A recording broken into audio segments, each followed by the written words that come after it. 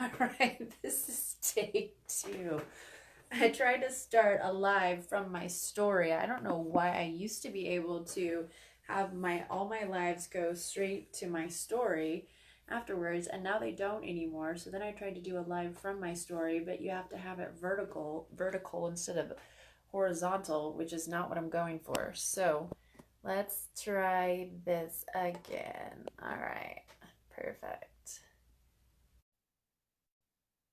Hey, Eve. Hi, can you hear me? Still no No. sound. Huh. Okay. That's so, there's something. Can you hear me now? Mm, Now? mm-mm. Well, and hmm, I've never had this issue before. It's interesting. I haven't either. Um, Hmm. I can't. My mic is on.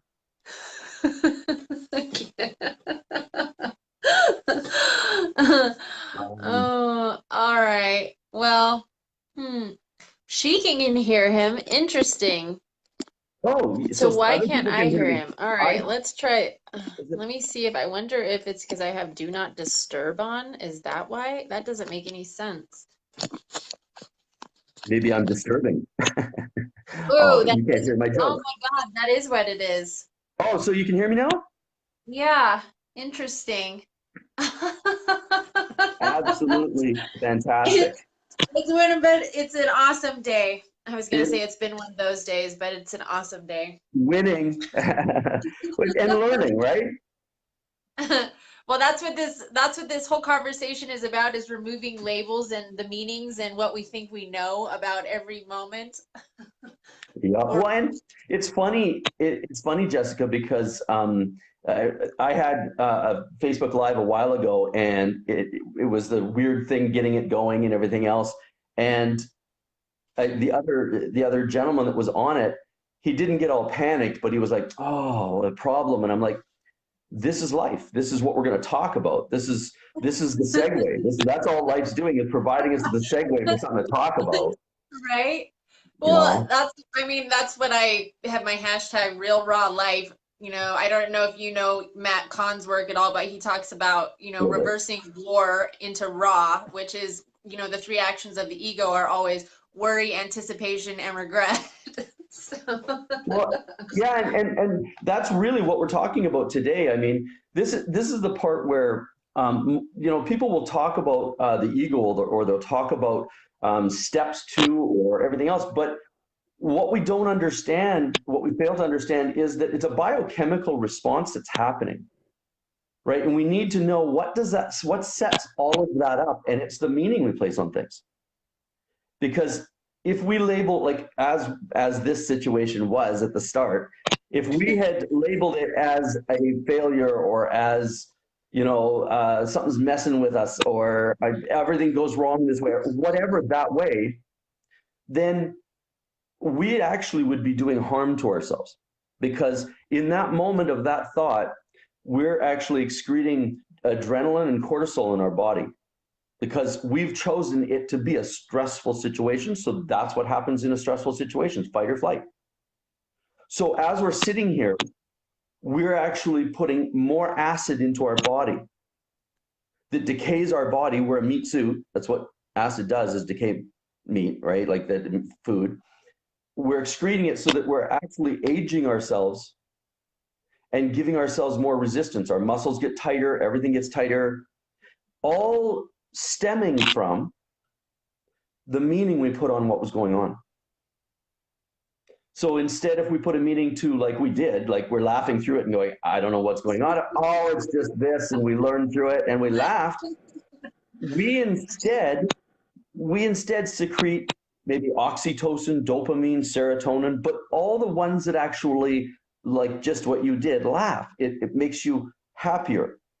The only difference between the two was the meaning that we placed on what was happening. If we would oh have, yeah. if we would have chosen to go with this is going wrong, oh no, and get stressed, that gives us a certain effect inside and outside.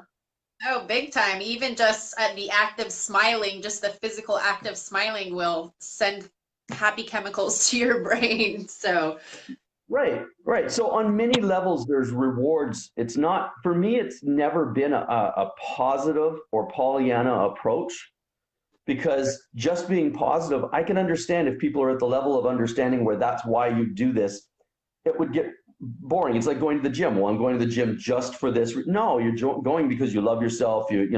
All these other things that come into it, your health, everything else. And so it's the same with our growth. It's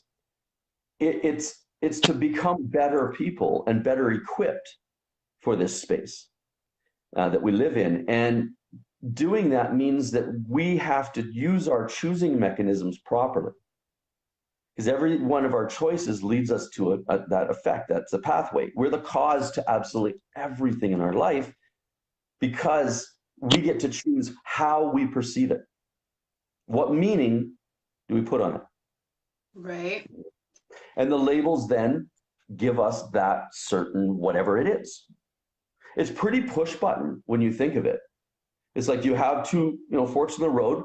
One goes this way, one goes that way. I'm not saying one's right or one's wrong, but one does harm to you and to others because of who you are in that space. Right. The other feeds you and your body with things that actually make you, I want to say ageless, but they're much kinder to you. It feeds your cells. So on many different levels, it's not just about the behavior on the outward, because that's true, but in the inward, it's also corresponding to the harm that we do on the outside. Because if we would have went and said, oh, this is all going bad and everything else, and both of us were getting all frustrated, then we try to go into a talk, right? Where's it really going to go? And that's the limitation. Oh yeah. Well, I was even at a conference a couple weeks ago, and during the personal development section, he asked people to write out sort of like who they were. And then he had some people read out loud, what they had to say. And a lot of people put out labels like I'm a mother, I'm a sister, I'm a, all these things. And he's like, no, let's get to like, who are you? I am, I'm powerful, I'm confident, what are the things that make up you, not these labels? Well, and even, I mean, if you want to go deeper, I mean, even confident and all these are all labels as well. That's true. See, they're trying to define something that is an ever-changing thing. There, in another way, it's trying to find a permanence. Now, I'm not saying it's wrong, because some of that work is good. Like that, I'm not saying that. I'm just saying always be questioning the meaning that you're putting on something, the label, defining it as, what does this mean to me? And my motto is become the walking question mark. It comes from an association I belong to, and it really is I don't like to use the word shortcut, but it really is a shortcut, because if you were just a question mark in your life, we would stop putting ourselves into our life and damaging it in different ways because we think we know. Right. That's one of the biggest things. Oh, I know where I'm at, and yet at the same time, the life is absolutely like crashing into barriers along the way, and it's on auto cruise. Um, but yet that person would still be like, well, no, I know yeah, no. Because if you make a suggestion, they're like, well, no, that means you think you know, and you're the one, right? So, I mean, that's really what our growth is, right? Is looking at ourselves and being able to, number one, not take ourselves so seriously. And number two, be careful of the limitations we're placing on ourselves, how we treat ourselves. And a lot of those labels, identifications, if you will, hurt us. Yeah. Because you're a mother or you're a father. I'm a father. Yes, that's one of the things my roles I play here. But here's the thing I set up. If my identification is I'm a father and something ever was to happen to my daughter, I've set up a lot of pain because of attachment. I've put myself and attached myself to her in a way that's not healthy. Plus, I put pressure on her. to be a certain thing. Whereas, yes, she is my daughter. It's not an identity I wear. It's not like this, here. It's not this weight I wear of having to live Right. up to that thing or to that. I'm looking to be the best in all areas, and that's why when you asked how to introduce me, like what to call me, I'm like, you know, that's an open subject because I mean, I laughingly, yeah, marketing guys, I have a lot of friends that are marketing people, and they just, oh, it torments them because they're always looking for a finite to match the market to, and blah blah blah. And I'm like, I don't know. Today I'm this, today I'm that. And this is what I'm working on. But who knows tomorrow? Beliefs are Right. arbitrary. Beliefs are arbitrary. They're always changing. So all that is I'm a this, I'm a that, I'm a this is a belief about ourselves. Right. Yeah.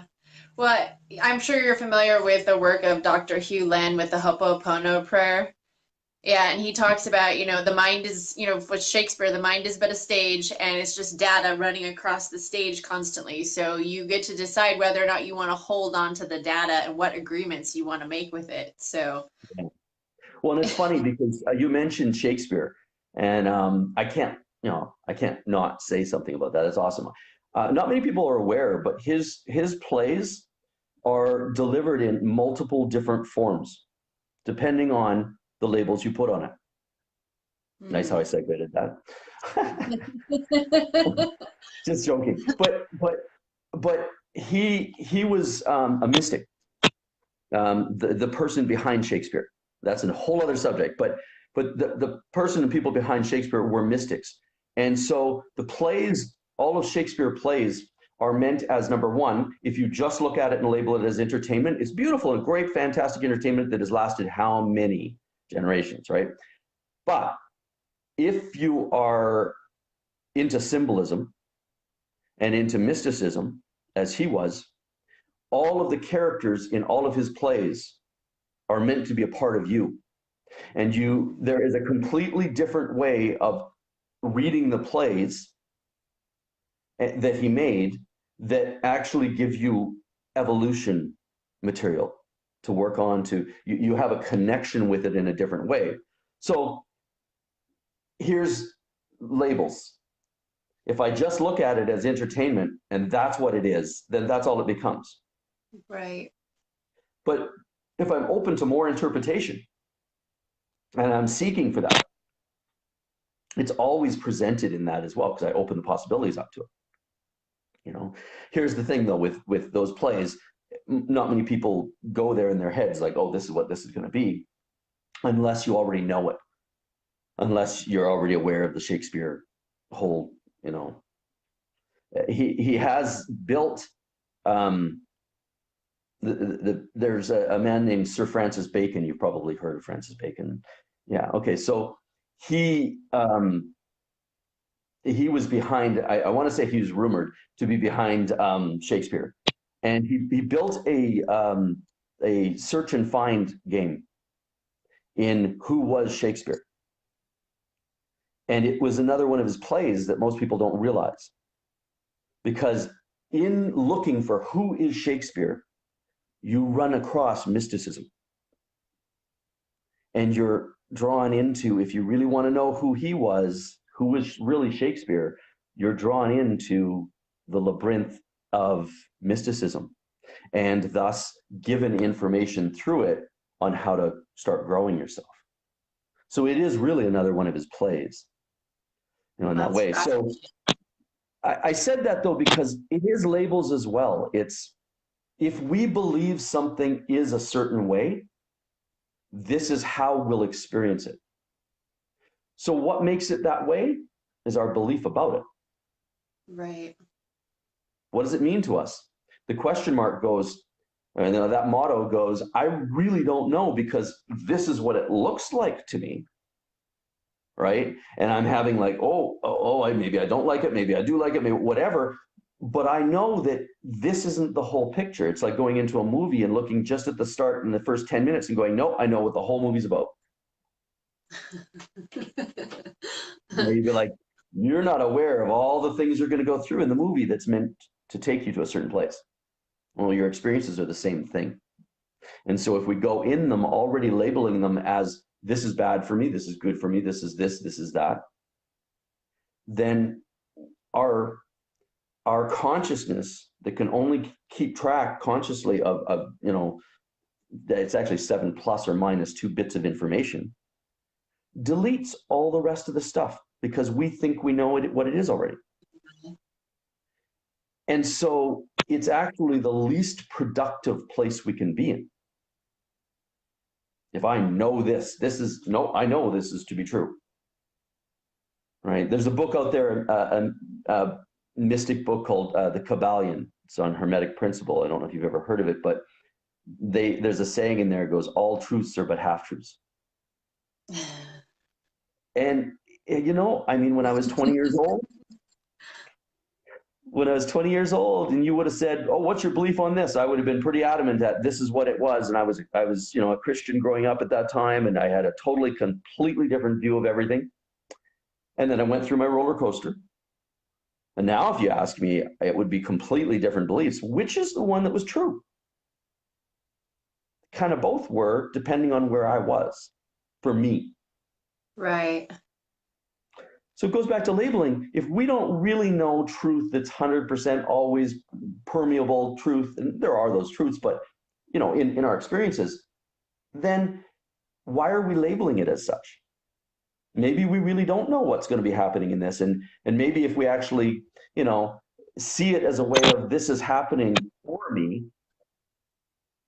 in love of me, then we open up a wider spectrum of possibility for us to experience through it that is more tapped into that love. They're related.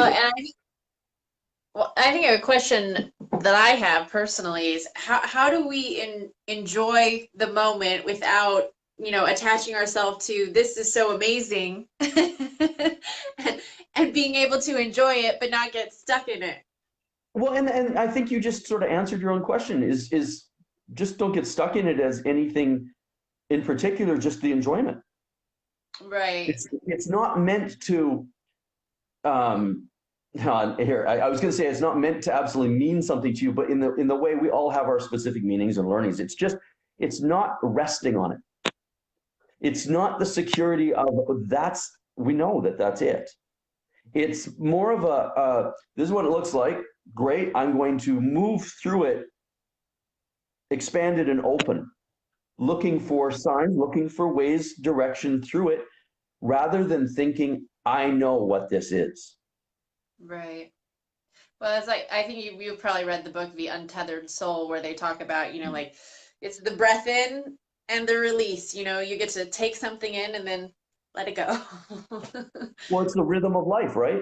It's one of the Hermetic principles is rhythm, right? And it is, it's all things, tides, our planetary cycles, everything is a rhythm, and so are we.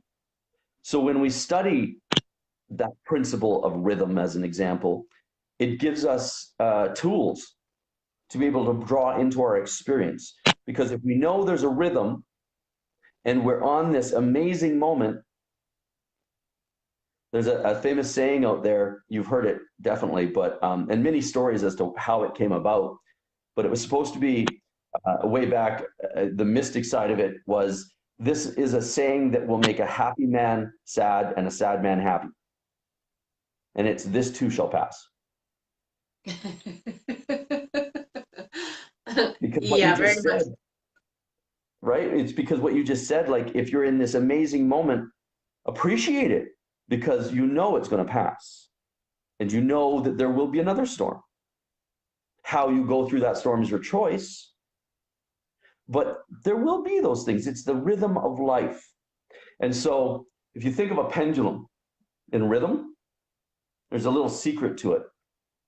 If you know that this is the way experiences go, then you ride through and you enjoy those amazing experiences fully.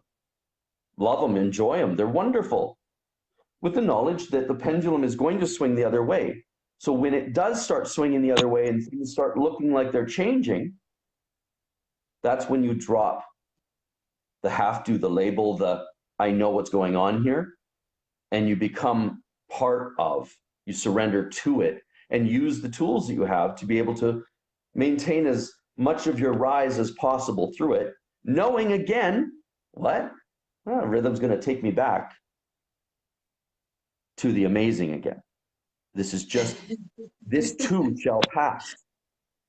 Oh, I know. Well, this morning I was just, when we were starting our other video that we had to start over again, I was having like well, I'm about to start my moon, as we call it, and I just like, today I'm just like, everything just seems horrible to me today. But I you went to see, yoga.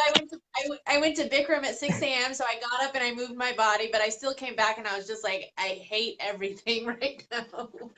well, the funny thing, the good thing about it is you're still laughing. See, this is the thing is the Pollyanna approach is everything's supposed to be just perfect and good and flow, and no, that where have you ever heard of anybody living a life that didn't have challenges? I'm looking for that record of that person in history.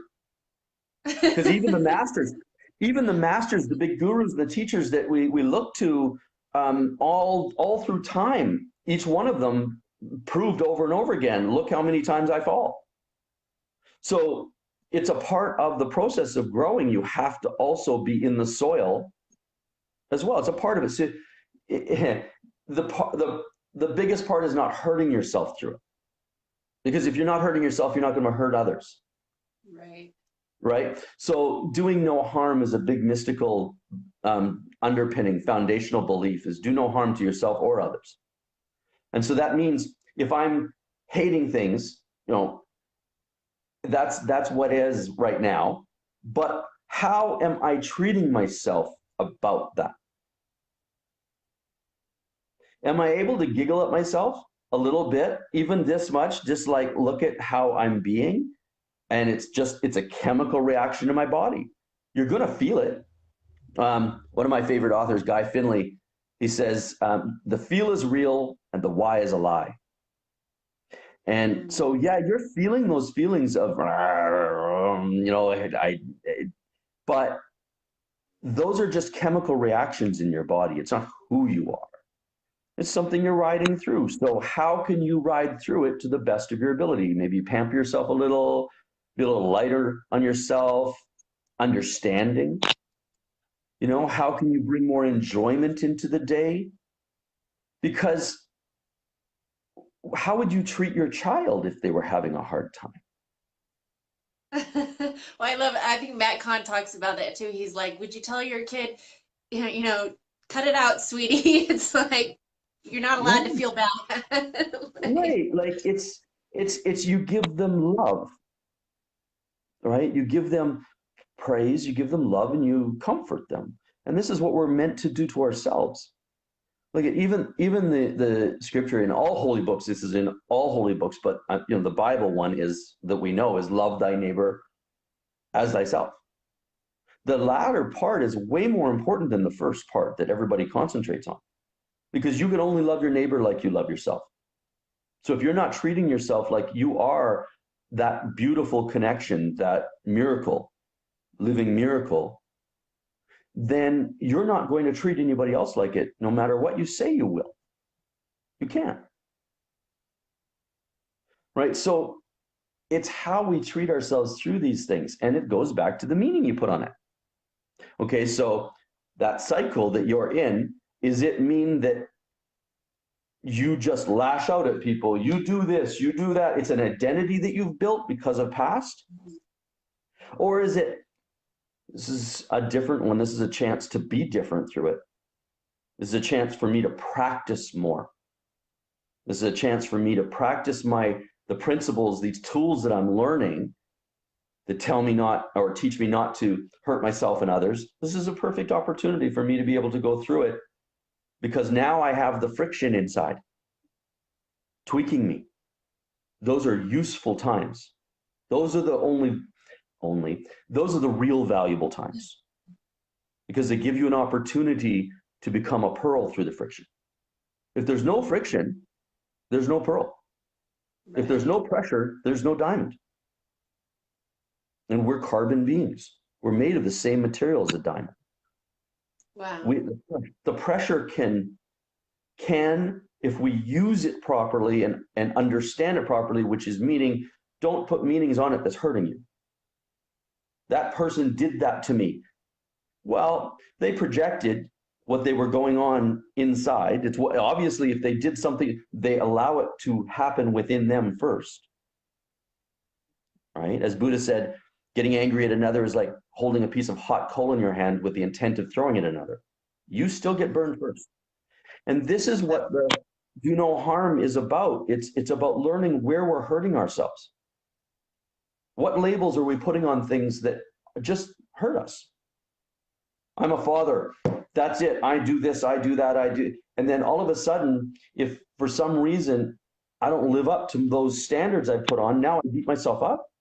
How is this helping me be a better so-called father? It's not. But the label turns on us and creates expectations.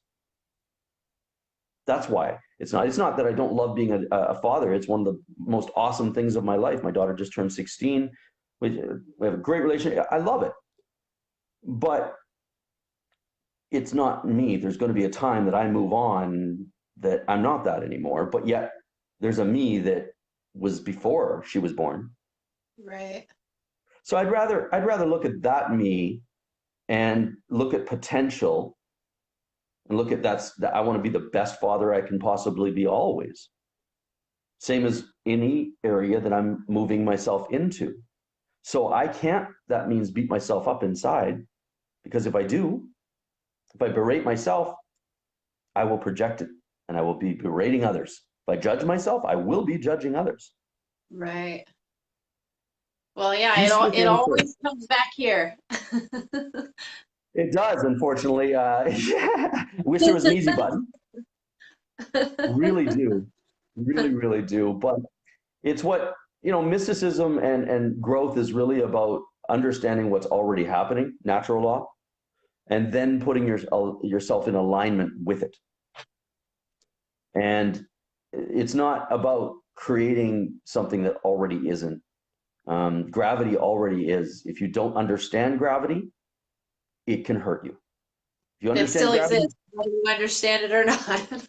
if you believe in it, that's fine too. That's, but it proves itself. And so there's a lot of other laws that are running in our universe that also dictate things. And so what we're talking about is an underpinning of those different ways that energy works. Electricity, because we're electrical beings, we're biomagnetic, and we have a biochemical response that happens in us. And people aren't aware of that. People aren't aware that thought happens first. It's the driver for everything after. And so if that's the case, then where do you want to be? You want to be in a command position of that. Every major work, every holy book, every instructional guide, I want to call them, whether you're talking about the Torah, the Quran, Bhagavad Gita, the Bible, they are all teaching this, but not literally. It's all through parable. And if you understand the labels, the meaning that the symbolism meant to those people that were writing it, it falls in line. And it all teaches us not to beat ourselves up, not to judge ourselves. It's actually the mystical, they're all mystical books. If you look back at who wrote them and in the time period, it was all mysticism. And so all the language is that, all the culture is that. I dig that. I've read it. I've read some of these books both ways. And it's funny to me because it's a lot like what we're talking about with labels, meaning. Because the one way delivers fear, judgment, and guilt, read dogma style literally. The other way, it only is love. There's only love, and that's it. But it has to be read in a separate way. I mean, the reason why I said that was the one of the major scriptures that I think almost everybody know when we were talking about the inner child as well. And this is what it mirrors, and that's spare the rod, spoil the child. which has been responsible as a literal meaning for a lot of violence in our world. That something I can't do to my spouse, yet I can do to my other loved one to teach them. Okay, so and it's a controversial subject because people don't understand. They're reading everything literal. Okay, so that's fear, that's judgment. Okay, so from a mystical point of view, children in the Bible are never children. They are your emotional states of being. Anger, frustration, fear, judgment, confidence, happy, amazement, all this stuff, these emotional states that are in us are like children. If we do not use discipline with them, they get spoiled and they start running our life. That's what that means. Do you notice now? Holy cow, where's the fear, judgment, and guilt in it? Now we learn something that sets us free if we apply. So the only difference between those two was the meaning that we placed on the words. Yet look at how different. Pardon me? I said that's so powerful. The difference in the meaning of how to read those two experiences or those two scriptures, and it's in every holy book, right? Like, because it's the same thing. It's not like one holy book is teaching something different, because all of them are teaching about us, humans. Our apparatus of thinking, being, speaking, and doing, and how to understand it more, right? So the meaning that we place on our experiences and everything that happens within us, without us, is incredibly important, because it gives us the direction for then our words and our thoughts, our words, and our action to follow. Oh, well, even just also go ahead. I was just gonna say something as simple as, like, a lot of people say, I have to do this. You don't have to do anything. You either get to do something or you choose to do it. Yep. Will they feel the same way about that task if it was their last couple breaths? No, now I would get to. Oh, okay. So really it's just the way you're painting it to yourself, the way we sell our experiences to ourselves. This one's going to be complete shit. Oh, great. Or instead, this is going to be a great learning experience. Maybe challenging, but you're up for it. That's why you're here. It just frames it differently so that then we have a different feeling about it. But what the feeling is that we get behind it, whether that's confidence or fear, love or fear, is the chemicals that are released, like we were talking about before. So if I say this is a shitty experience, all of a sudden everything inside that's actually going to be driving me to fight or flight, because I don't like this thing, it's resistance, the acids are going to be released into my body. So now I got a burning gut, acid reflux maybe, I'm not feeling very well, I have less energy, I'm tense, and so I hurt a little bit, my joints, everything is affected in our body, our mood, our thinking by those chemicals then. But it was just a choice of what meaning, right? It was shitty. That's what it went along with it. So now we have to experience it. They're helpers. We choose, then they help us with the reality of it. So then if I instead looked at the experience and went, this is an awesome experience for me to, show myself who I am through this. I'm going to the gym basically. This is me working out mentally, spiritually. And so if I look at it that way, then all of a sudden, instead of cortisone and adrenaline and all these harmful acids that are over-released, then instead I get, like we said, the serotonin, the dopamine, the oxytocin, that all of a sudden makes me feel more confident. It makes me feel happier with it. It's like, yeah, I can do this. It was the thought, but it was the meaning we put on the situation that then told which chemicals, which helpers to make that a reality. Right. Well, So and that's then why it's even so important. Oh yeah, well, and I was just gonna say in terms of like your sleep too, like a lot of people Mm. spend their last 5 minutes before they go to sleep. Wayne Dyer talks about this a lot.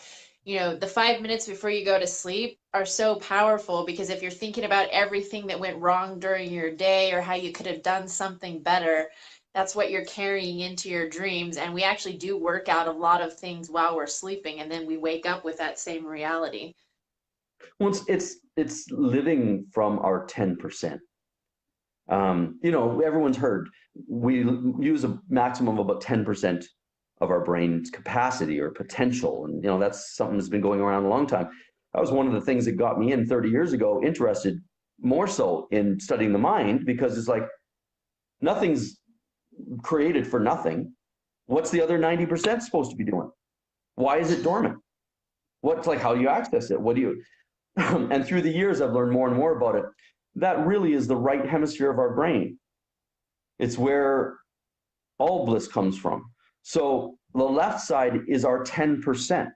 That's what tithing is in the Bible. It's giving up your 10%, your left-hand side brain, so that you can live in the right-hand side, which is Wow, creativity, which I did is, not know that at all. that's why Jesus, the character of Jesus would always say in his fishing expeditions, cast your net on the right-hand side of your vessel, because that's where the fish are. Wow. Right? And then he would give you a number of how many fish that he caught. And that's numerology, symbolic numerology, right? And so in this verse that I'm talking about, cast your net on the right-hand side, and Jesus caught 153 fish. Well, literally, like what really great, you had a fishing day that was, what is that metaphorically or mystically in allegory? The vessel's us. He's talking about casting their focus onto your right hand, your hemisphere in the right, where the 90% is. And not, if you add the numbers up, 5 plus 3 plus 1 equals 9, and 9 always means higher consciousness. Wow. So if you go, I cast my net on the right hand side, I put my focus on the right hand side, I will receive abundant higher consciousness. Right. And so the right hand side, the right hemisphere, is where all the creativity comes. And I was watching one of my favorite videos of Pearl Jam, and they're playing live in Florida, and it's black. And the guitarist, when he starts on his solo, he's not looking at his guitar. He's way up, looking like he's in another world, and he is. He's on the right hemisphere completely in those moments, because the music that comes out of him and that expressed blows your mind. It's talent, it's skill, it's the access of the divine matching within you in those things. That's what the zone is that we get into when we're doing something really well, and it just flows, and dang, we did a great job. It's like, that was fun, that was easy. Right, fun, easy, all these things are right hemisphere. The flow Creativity. state. The flow state is on the right hand side. And that's why the Bible talks about tithing. It's not about money, right? It's not about money. This makes It's me want to go back and read the Bible all over again. well, you know what? There's a great book by Manly P. Hall. There's many of these books out there, but one of them to start with, if you're interested in that, and I urge everybody to be interested in it, because it's the truth. It's not, dogma creates wars and hatred and fighting. Mystic allegory create a way for you to actually rise, and it goes a lot deeper than what I'm talking about, of course. So it's Manly P. Hall is the author. You might have heard of Manly P. Hall before. I think he had 8,000 lectures in mysticism. And Wow. so Manly P. Hall's book called, I think it's called Hidden Meanings of the Bible. And because he was a mystic, all right, it's traveled through manuscripts and through teaching in the mystery schools for all these years, thousands and thousands of years, the different meanings of things. And as soon as you try it out yourself and you start reading that, it was like, and there's thousands of them in the Bible, but and in every book it's mirrored. They're mirrored. They tell the same story in a little bit different cultural way. But I mean, it's why the three magi visited in the story, visited Jesus. They were the only visitors. It always bothered me as a Christian because the Magi were supposed to be bad people, evil. I'm not allowed to do what they do, but yet they were the only three visitors that were allowed and gave gifts to Jesus. What the hell? How does that work? If my parents would have let evil people in to visit me and give presents, no, right? And so it really, I studied those holy books and the Bible mostly when I was younger, growing up until I was 26, and gave talks on it and studied it from that dogma point of view. And there were so many questions that all come up because it doesn't freaking make sense. You have this God of love that all of a sudden he's vengeful. How does that work? He's killing children left and right. I gave, this was many years ago, but I gave a radio interview that was just like hot in a bad way. People hated it because I called him a socially bad parent. I said, the God that is of most of the religions on the world today is a terrible parent. If you don't do what I like, I'm going to torture you. I just didn't get it. And now the Bible is allegory. Jesus said, I speak in parables. He didn't say, I sometimes speak in parables, sometimes literal. No. I speak in parables because parables are like symbols. They're the easiest way to have something live for thousands of years. Because, again, and we'll bring it back, it's because if you know the meaning of it, the symbol brands that in you. If I go like this, you know what I'm talking about? If I went into the jungles of Africa and I went like this, they wouldn't know if I was trying to hex them. Right. Why? But see, meaning married with the proper symbol and or the proper story metaphor survives centuries, survives generations. And that's the old way of doing things. All right, that's how they did. So to think that these books are all literal, yeah, you hit your kid, you go fishing gets you this, drink wine and bread, and that means that, and this means that. One of the things that always got me is, and I can't remember the exact circumstance, but it was painting above the doorways. I can't remember if it was Egypt or Jerusalem, or I can't remember where. But, oh yeah, I know what you're talking about. And they was talking about killing the first male-born child. I'm growing up looking at this and how? What did the child do? Doesn't make sense. Now, with the same analogy as we used before, the same allegory, okay, of children being emotional states, when you're triggered, isn't that your firstborn that wants to react, wants to lash back out at the person or defend yourself? That's the firstborn you kill. Because when you kill that firstborn of that reactionary response, when we're triggered, when we kill that, the next one that comes from us with that conscious gap is kinder, more loving, usually. Hope. That's what it's telling you. That's it. It's not about, so then all of a sudden you're able to draw information about yourself, how to be able to manage yourself through it.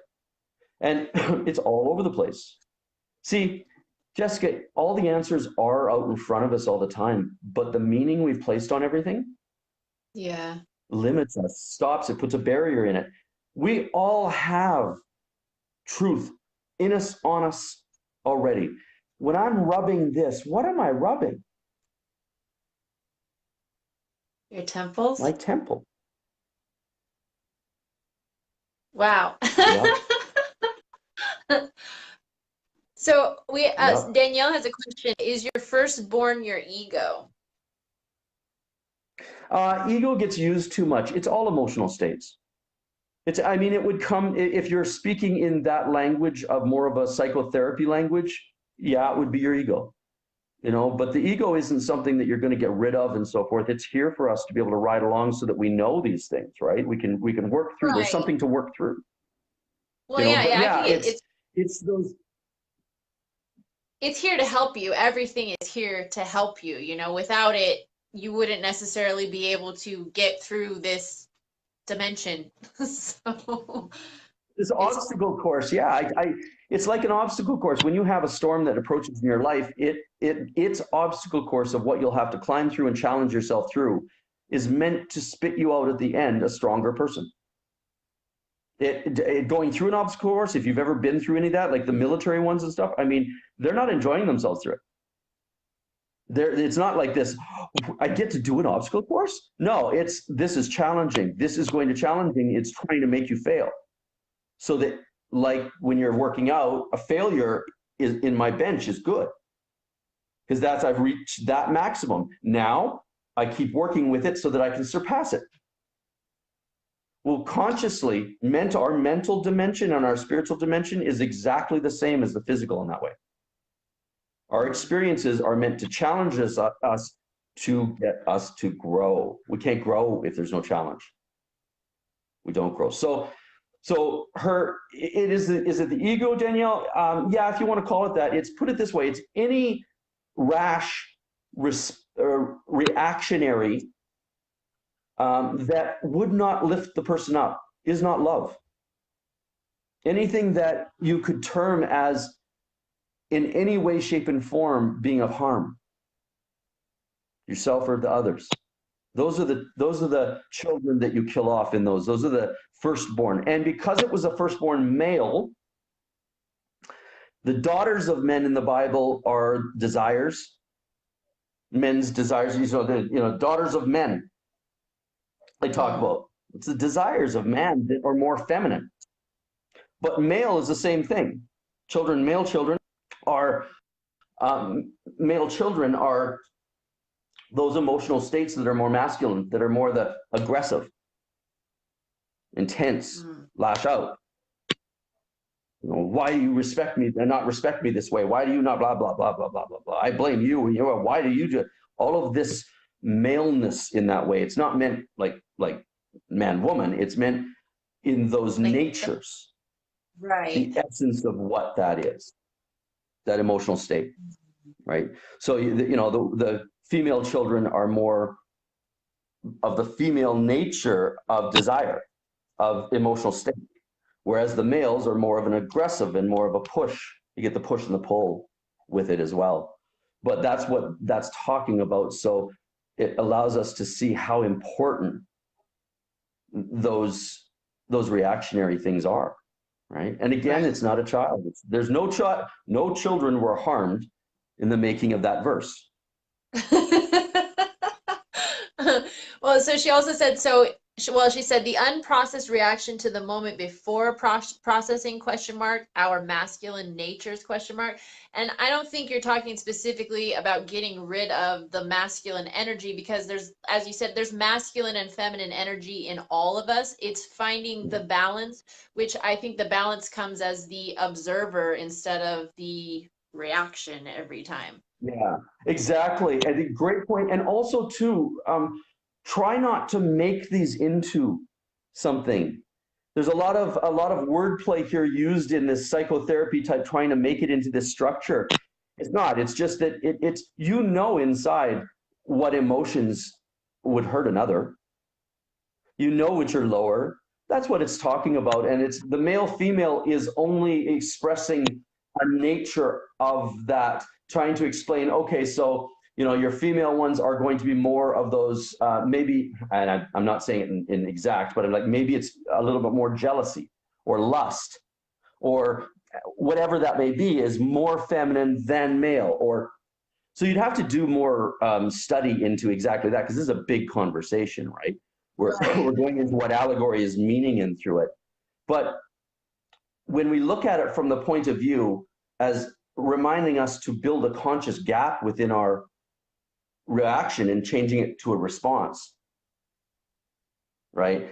It leaves us with more consciousness within our communication with others and our connections with others. Just that one little tweak of meaning in that verse makes it, instead of this is just something mean that they're doing, and why would they, like, what am I getting out of this? And then you go into that time and you study that time period and you study doorposts and you study this, and that was their culture at that time. Well, it might have been a culture at that time, but the verse is using it because it was a culture at the time. It's trying to make likenesses of when they lived during that time period, right? So things were a little more brutal and stuff, but so that's what they were accessing. but none of it is telling you to do that. It's the other way. It's trying to teach you. And unfortunately, Jessica, it's funny. When I started learning this years ago, these hidden meanings and these allegories and mystical ways of looking at things in that way, and truth started popping, it sets you free, right? It's like, oh, there's no violence in that. There's no fear, I'm not less because of it. I'm more. Fantastic. And you get into this. And then I started talking to people and telling people, and the majority of people don't want to hear it. I would have thought that, but no, they don't want to hear it, because freedom is a lot of responsibility. Yes, it is. Yes, it is. And you're right. And so, I'm careful sometimes of what I say when I'm on, but it's hard not to go there for me because of the fact that it's so enlightening. And it gets rid of so much of the junk that, because our societies believe in literal terms in this way, and the churches and so forth, most of them teach it, and yet not know anything about it. I'll give you one more to blow your mind. I love doing this. Just one more to blow your mind, little droplet. Because everybody's listening. I'm hoping they take this in and go study themselves.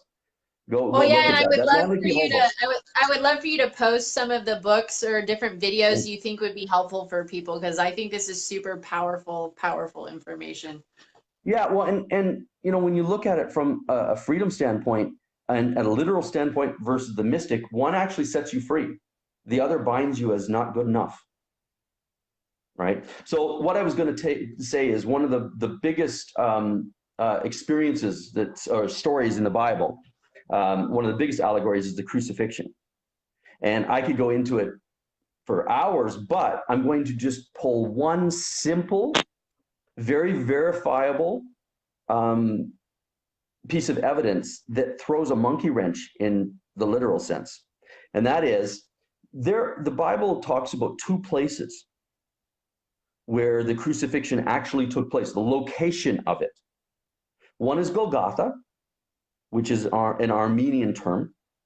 One is Calvary, and you'll see churches, Calvary Church, Calvary this, Calvary that, because it was the location where crucifixion took place. But if you actually look up that Latin word and its meaning, Golgotha and Calvary mean the exact same thing. And the emphasis was put on it because it gave two different terms, meanings, two different words that meant the same thing, which in mystic symbolism, there's two of them mean the same thing. This is very important, right? They went out of their way to be able to do two allegories to mean the same thing, okay? And both of them mean the same word, and that is the skull. Oh.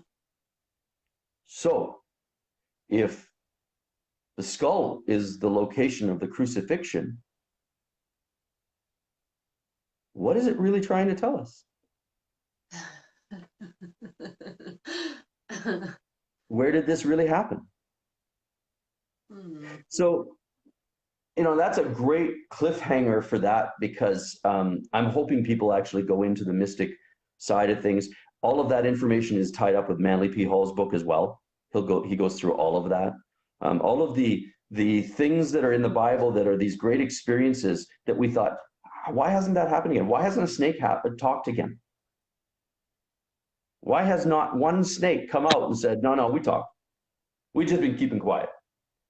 None of them. No talking snakes anywhere, but there was one. No. So it's all allegory. It's all symbolism, right? Snakes have always stood for wisdom and energy, right? Kundalini. What do they show? Snake. Why? Because it's energy, right? It all ties in really, really well. The caduceus, the Western medicine symbol, two snakes going up a sword. Why would that be the sign for medicine? Because it's a sign from it's a sign for Hermeticism. That's actually the symbol for Hermeticism. And it tells of an actual secret that happens within us. And not one doctor that you'd go to would ever, unless they're a mystic as well, would ever know what that meant. And yet they're wearing it all over the place. Yeah, that's a sign for medicine. Well, where did that come from? I don't know. Right? Meaning. So many things. Mm. Well, I mean, I deal with this as an anarchist. People don't even know what the term anarchy truly means. They think it means chaos, and it means self-ownership and taking full responsibility for everything in your life. Well, and it's one of those stigma terms that has meaning all over the place is occult, right? When I was Mm. growing up as a Christian, occult, stay away from it. And I never really looked it up for myself. I was always just spoon fed. When you look up the meaning of it in the dictionary, all it means is hidden knowledge. Mm. Then when I found that out, all of it was hidden. Why is it hidden? And then I started really opening things up. And that's where, if you're going to go look in a section of the library, mysticism is going to be in the occult section. And right, and it's so funny talking to people about that word, and you get religious people freaking right out about it. And I said, well, have you ever looked up the meaning for yourself? It doesn't say evil hidden knowledge. It's just hidden knowledge. And that's the key, because the people that have kept this secret for so long, okay, know the information. So they're just using meaning backwards. If they know how important meaning is, if you know how important meaning is, and you want someone to stay away from an area, unless you're really a secret, what do? Make it look evil. Put a Mm-hmm. stigma on it that's evil. Then people that aren't ready for it they won't go near it. People who are serious enough that they'll be like, screw it, I got to see what this is. I want truth, and that's knowledge in there hidden. I got to find out. And they're willing to go through the rabbit holes and the labyrinth of that. There's gold there, but you have to have the proper meaning of it, right? It's the same as everything. And the doorway gets bolted up by most people's belief systems about what they think the word means. It's used against us because of the fact that we buy into it.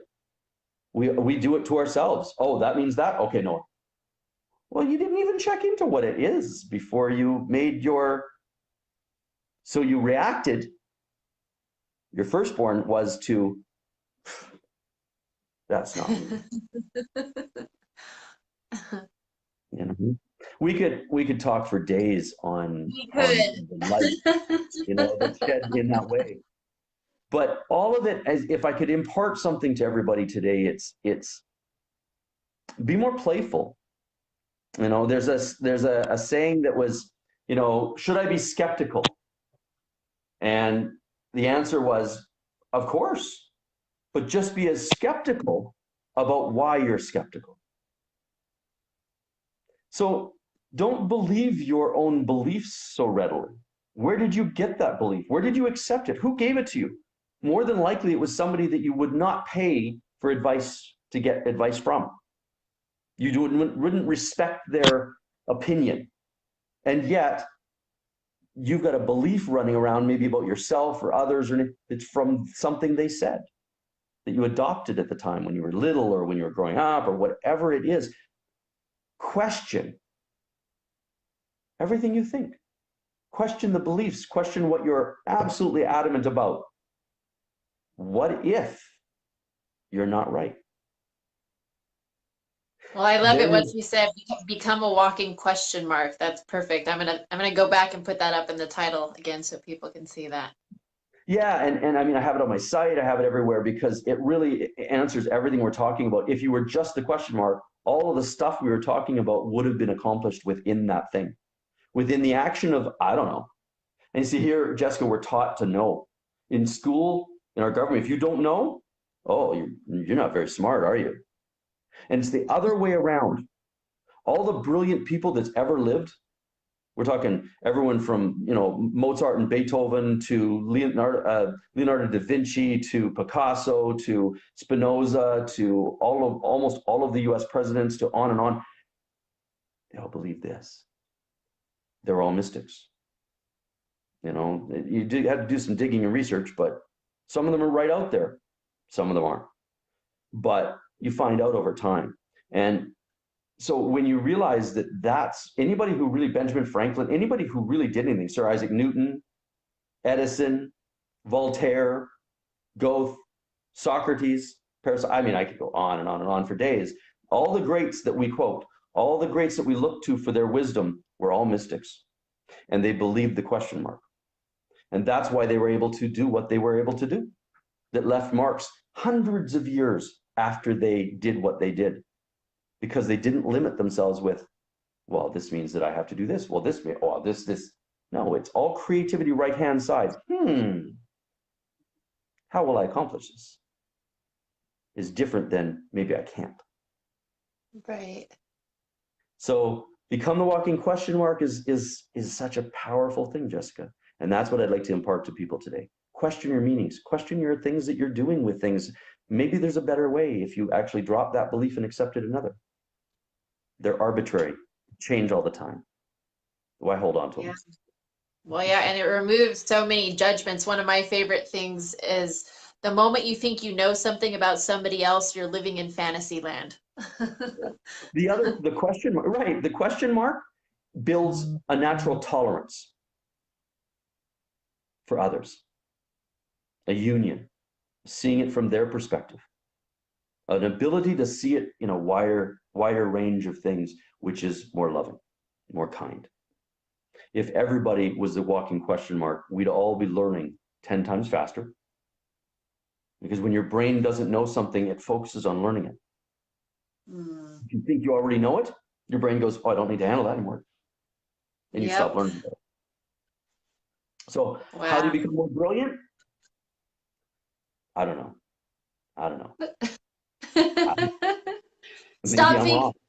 Stop trying to think that you need to know anything, probably.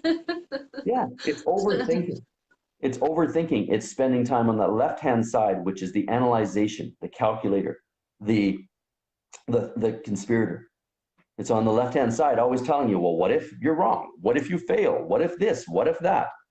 It's meant to balance it out, but we listen to it as if it's truth within us, and it's not. The right-hand side is waiting for you to be able to open up to your creativity and get in the zone and really do something amazing. Thank goodness I'm left-handed, so I usually identify more with that side.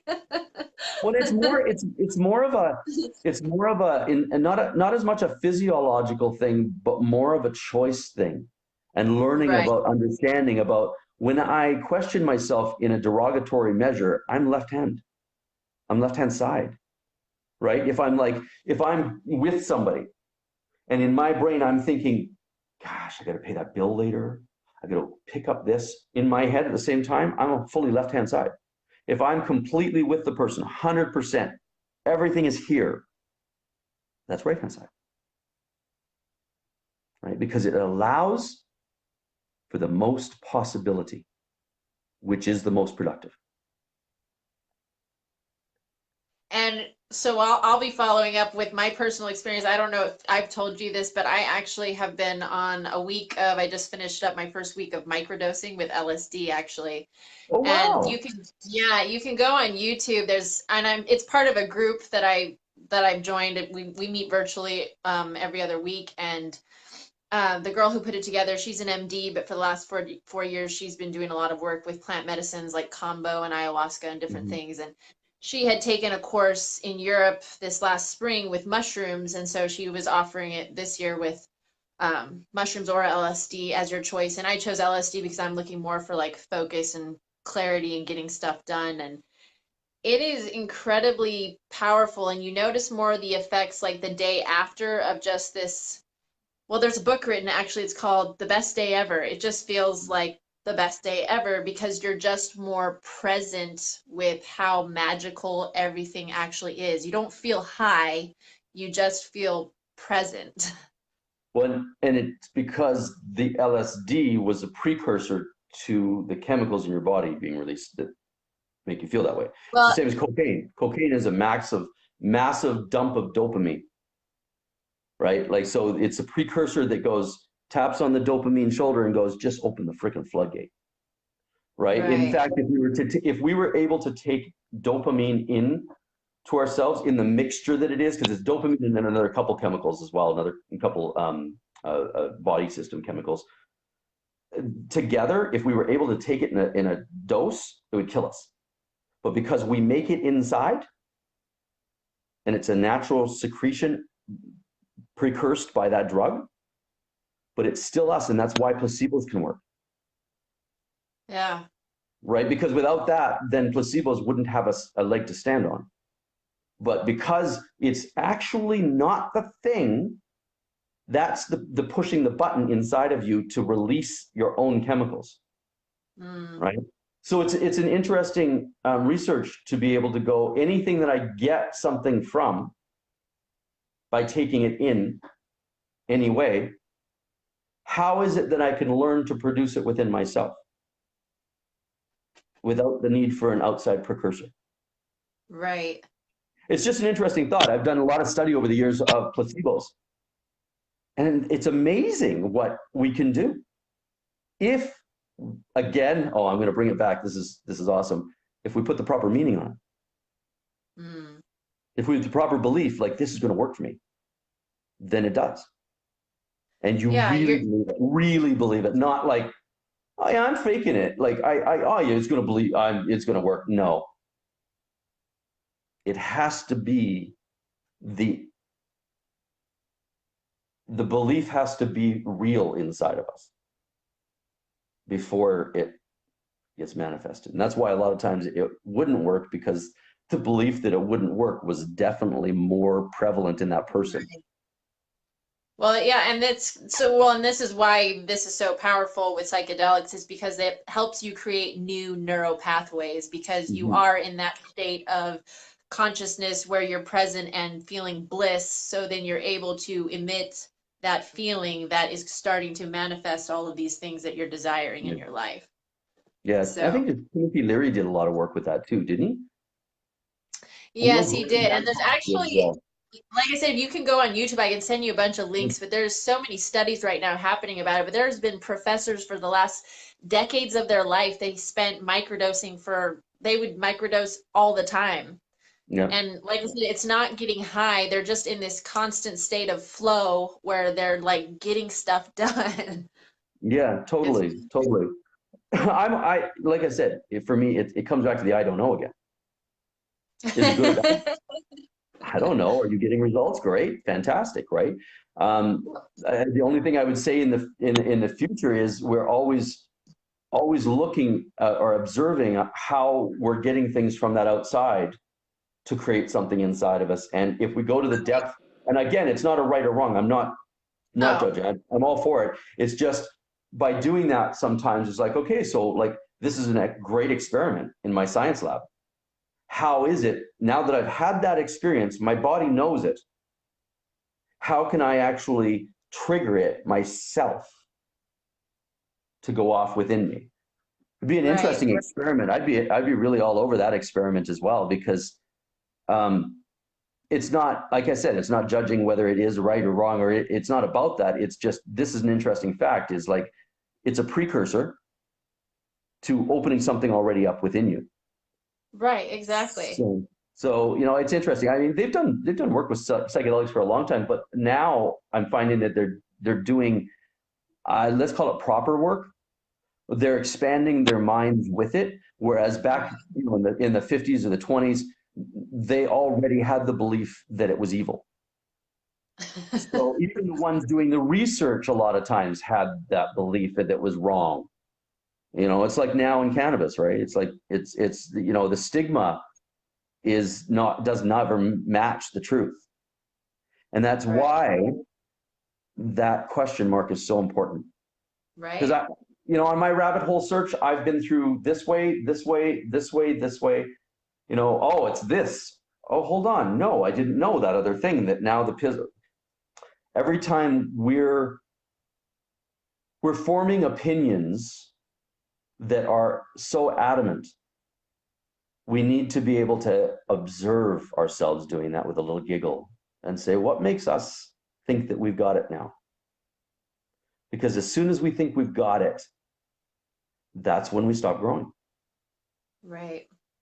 It's meaning creates limitation. I'll say it this one way for people. I use this with clients a lot of times, and it drives the point home. I don't know how much time we got, but this will be really short. There's an accident, tragic accident, fatality. Okay. There's 3 people that seen it happen. All were right there when it happened, seen the whole thing. The first person owed the person that, died in that more money than they could have ever paid back. Okay. The second person loved the person that was in the fatal car crash deeply. The third person had had conflict with them and knew stuff about that person, knew secrets about that person, that they weren't very nice. Now, the event is the same event. The event is not changed. The event doesn't have any meaning unto itself. The event is just an event. No event has meaning. The people put the meaning on it. The first person, whether it's right or wrong, morality aside, they may feel a little bit of a relief, like they don't have to pay the money back. The second person is going to be grief-stricken, in serious pain. The third person, who knows, because they knew these things about the person, they didn't really think they were a very good person, they may inside go, whew, good, maybe they'll get a second try. But the event didn't change. Which one is truthful? Which one has a truthful picture, image of what happened? All of them. Because it was their own experience, as every experience is. So to say this experience was sad wouldn't have matched 2 of those people. This experience was happy wouldn't have matched the one in the middle. So truth, all truth is but half truth. And when you see somebody declaring something as truth, you're seeing their belief system in something. But that's it. Doesn't mean it's truth. Doesn't mean it's your truth. Doesn't mean it'll be their truth 5 years from now. And so when we realize that, we all of a sudden have more tolerance that is bred within us, as well as a little bit more of a humorous approach to activism, to people freaking out on each other, because all that's happening is they've cemented themselves into a painful perception of events. There's always harmony that comes through crisis.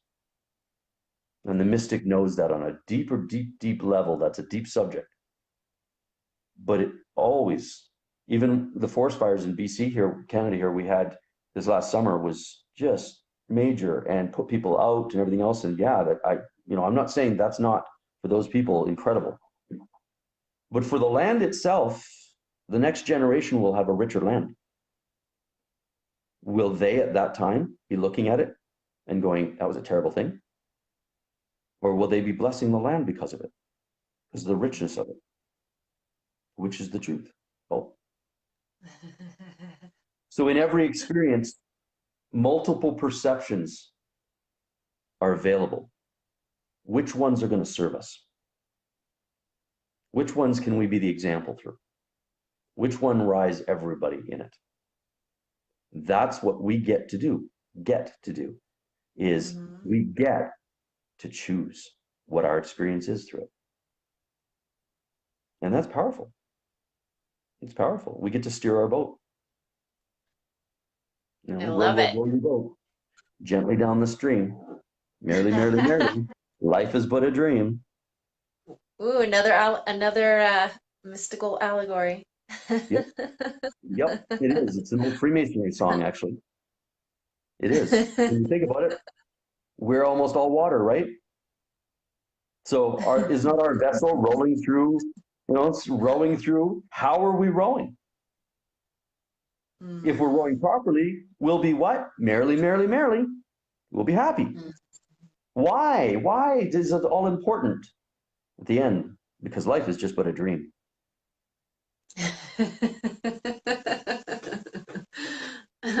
So, in fact, on a side note, all the Grimm's tales, all the fairy tales, seven dwarfs, Snow White, all of them were created to begin with this. Even Walt Disney was a mystic as well. He was pretty out about it, but a lot of people don't know that. And so all the fairy tale, all those tales, they're all mystical tales about your own evolution. Super powerful. You can just start watching Disney movies now. Just go. If you knew how to, if you knew, honestly, if you knew how to read them, right? If you knew how to read them, yes, because they would teach you. And that's what real knowledge, hidden knowledge, that's what's behind it all, is if you learn certain things, life will come awake to you and will teach you, because the same principles are in absolutely everything. Because they're nature. There are what is. Isn't I love it. This has been it like fun? such a powerful conversation, and I'm so glad that it actually happened and I didn't give up on it. Yeah, me too. I mean, perseverance, right? But perseverance in, this what we said right off the bat though, right? What was like, well, if this doesn't work today, we'll book another time. Right. And then what happened? It It worked. happened. By the way, for those of you who do Facebook Lives, apparently if you put your phone on Do Not Disturb, you can't hear the other person. It was a learning experience. Which I actually don't get, because I watched another video that said to put your phone on Do Not Disturb, because when you receive calls, then it disconnects your. So I'm like, which one is it? Yeah. I don't know. I being the non-techie completely, had my daughter set this up. So that's where I'm at. I have no clue. Just ask your 16-year-old or your Yeah, 5-year-old. that's exactly it. Hey, that's exactly it. As you get older, you realize, I think it was, and I can't remember who said it. It wasn't Seneca. Anyhow, it was the older you get, the knowledge you have is the realization that you really don't know much. You just think you do. Right, right. And that's the downfall. Pride before a fall. Right. Well, thank you so much. And thank you all for joining us. And if you have any more specific questions, please feel free to ask them and we'll go back and respond. And yes, and please feel free to put your website below so people can check out your website. And Okay, cool. if you have a Facebook page or anything like that, Yeah. and any resources you think would be helpful to people as well. Fantastic. That sounds awesome. I'll definitely do that. And, if anybody wants to reach out and continue the conversation, fantastic. But I've really enjoyed this, Jessica. It's been a Thank while you so coming, much. but it's Thank you. it's fantastic. Awesome. Thank you so much. And thank you all, and have a happy, is it Wednesday? It's Wednesday. All right.